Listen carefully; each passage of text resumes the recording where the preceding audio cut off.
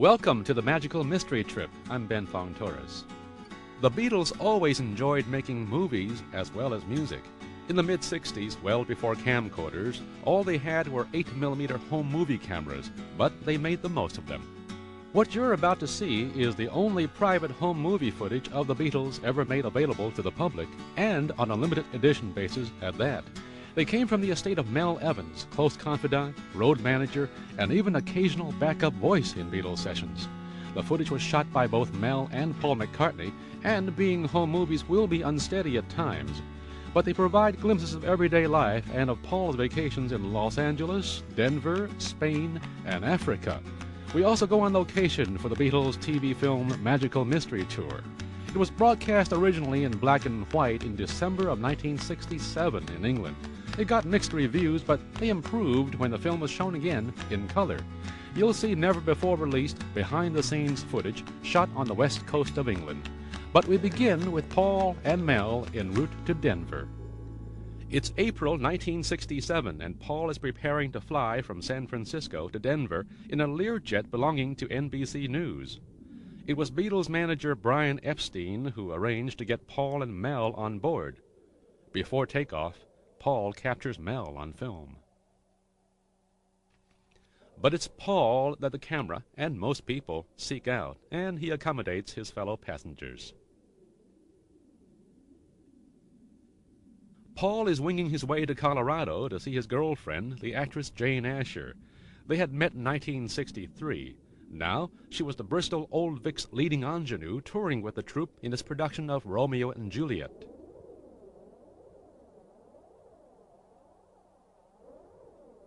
On arrival in Denver, Paul shows off some of the fashion of the day. Then, spotting a liftoff, he puts his movie camera right to work and grabs a last shot of the Learjet.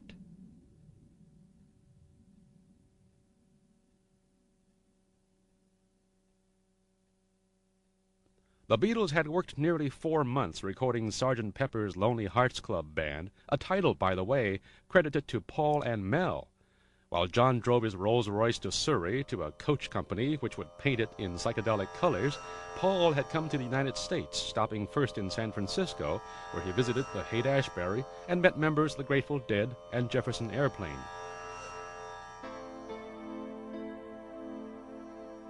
It's Jane's 21st birthday, and Paul, who'd present her an engagement ring that December, had promised to celebrate with her. He would attend a performance of Romeo and Juliet and lead the audience in a standing ovation. Jane had been acting since age 5, and her career ambitions, along with an episode in which she found Paul with another woman, would lead to a breakup in 1968. But for now, they were, in the eyes of Beatle fans, the perfect couple. In the Rocky Mountains outside Denver, Paul captures the surrounding beauty, including Jane, and, well, why not, his own feet. But a Beatle is rarely alone. Even while he's having his mini-vacation with Jane, Paul is tracked by Mel Evans. Actually, it's one of his jobs. Mel, who met the Beatles in 1961 at the Cavern Club in Liverpool, where he was a bouncer, is the Beatles' bodyguard as well as their road manager. On his way over from London, Paul came up with the idea of a TV film he might direct himself. Now he's getting in a little practice behind the camera. In Denver, Paul aimed his camera at anything that either moved or didn't. Where he and Jane stayed, a surprisingly modest motel probably booked by the Old Vic for her, and the surrounding neighborhood. Derek Taylor, the Beatles' publicist, told me that all the Beatles loved the latest gadgets.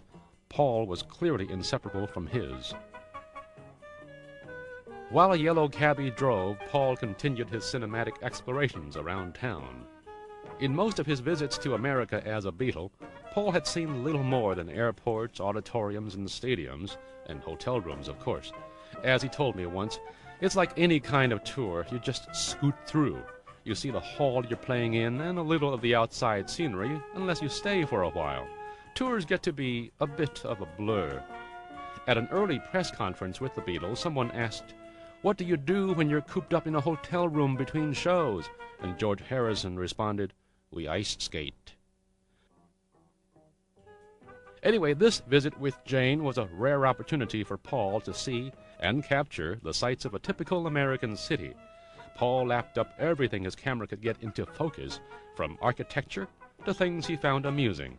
Outdoor signs, cornball decorations, garish outsized advertising, things Americans had taken for granted, but which to him were still novel. In their 3-day visit, Paul and Jane visited the Red Rocks Amphitheater. For Paul, it was a homecoming of sorts. The Beatles played there in the summer of 1964 at one early height of Beatlemania to 9,000 screaming fans, many of them pelting the stage with jelly beans.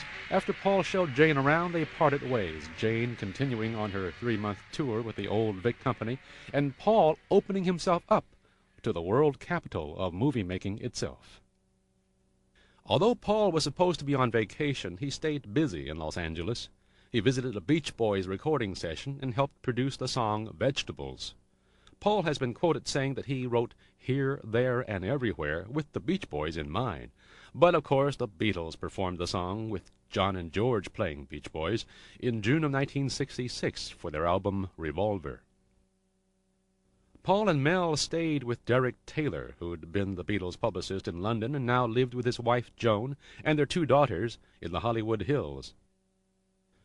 Derek now represented the cream of Los Angeles pop groups, and he invited Paul to join the board of directors of the upcoming Monterey Pop Festival.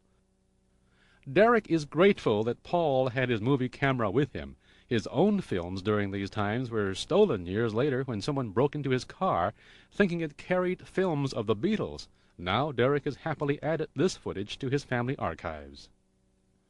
Neither Derek nor Paul was dressed for poolside lounging, but you can see that Paul's been to Carnaby Row in London and that he's a dedicated follower of fashion.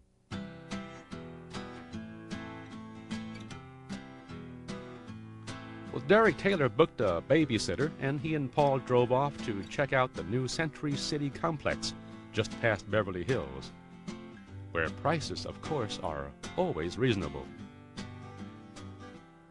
In public, Derek remembers Paul was at ease, but he moved very quickly so that people might see him, but before they had much time to do anything about it, he was gone. Once settled somewhere, he found it easy to relax, and after browsing, he and Derek slipped into a bar for a cocktail. After agreeing to join the Monterey Pop Festival board, Paul was off to London. On the aircraft, he began sketching out specific ideas, even for songs and cast members for his TV film, something about a mystery tour.